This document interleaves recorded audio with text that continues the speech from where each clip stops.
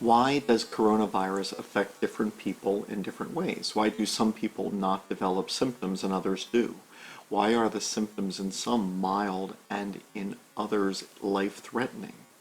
The answer is this is still under study, but it's likely to be a very complex answer.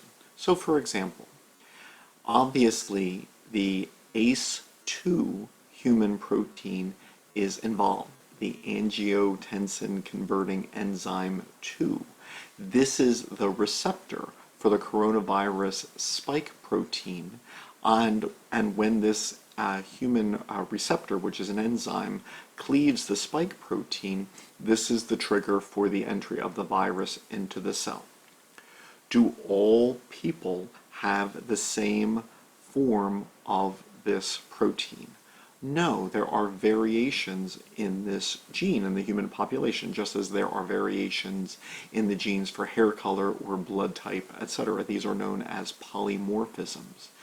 And there are reports that different versions of this ACE2 receptor differ in their ability to bind the spike protein. So it is possible that some polymorphism change the structure of the ACE2 receptor, which affects a virus's ability to enter a cell. There are, however, also variations reported in expression levels of this protein in different ethnic groups. And so when one compares differences in how the virus behaves in different parts of the world, it might not be because people vary in the structure of the protein which is made, but in the amount of the protein which is made. But it's more complicated, because is ACE2 in this case good or bad? Because if we just focus on its being the receptor which binds coronavirus and allows the entry of the virus, then it seems bad, and the less of it, the better. However, when people suffer negative health consequences of coronavirus, often the life-threatening ones, it is very often because of the imbalance between the ACE receptor and the angiotensin 2 hormone that it makes, and the ACE2 receptor, which cuts angiotensin 2 to make angiotensin 1,7. And so your body depends on a balance between these two receptor enzymes and the hormones that they make. And when coronavirus binds ACE2, it downregulates it, whether it inactivates it because it's now bound to virus, or it causes the endocytosis of the receptor virus complex into the cell. There is now less ACE2, and this leads to excessive inflammation. And it can be the decrease in ACE2, which is then causing the lethal consequences of coronavirus infection.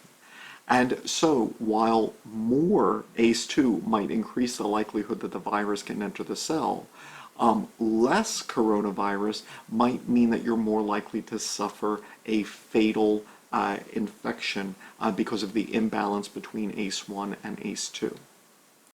In addition, variations could conceivably affect which tissues express ACE2, or which of several alternate transcripts of the protein are produced.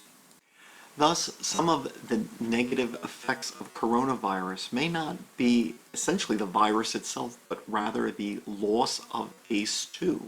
We know from mouse studies that ACE2 protects the lung. Mice without ACE2 suffer tissue damage in the lung. And some alleles of ACE2 in humans can increase the risk of other disorders such as hypertension. And so is it possible then that ACE2 doesn't technically directly affect coronavirus, but rather the risk of hypertension, but then it is the hypertension which then affects the degree to which the symptoms of coronavirus develop?